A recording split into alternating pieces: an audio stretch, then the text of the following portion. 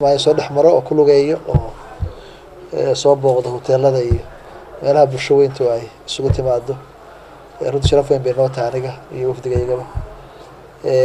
waxaan muuqata magaalada Kismaayo hadda sida ay isu bedeshay amnigeedu isu bedelay quruxdeeda iyo hoteelada runtii ka abuurmay iyo aad moodo inay tahay Kismaayo ka soo laabanayso qurux badnaanayso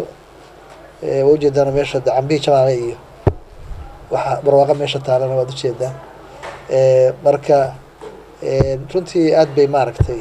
u moodaa magaaladu hadday nabad waarta hesho magaalada ahaan jirtay lagu yaqaanayo caasimada saddexaad dalka ahaan jirta magaaladani waxaan qiyaasi karaa in dagaalada sokeeyay ay xogaa saameyn ku yeesheen xogaa ay diblac ku rideen laakiin hadda xawliga ku socoto haday ku socoto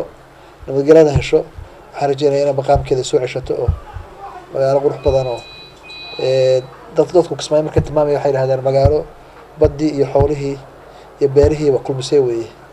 marka nin walba Soomaaliya inuu rabo cad ku yeesho oo yimaado raba taasana keentan u maleynaya inay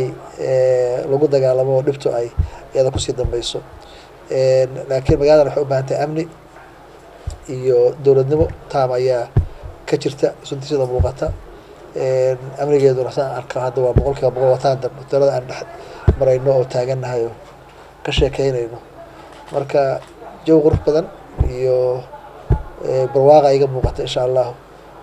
horumar iyo guulna waa u rajeynayaa dadka reer Jubbaland iyo Kismaayo iyo gaar ahaanba aad iyo aad u mahadsantihiin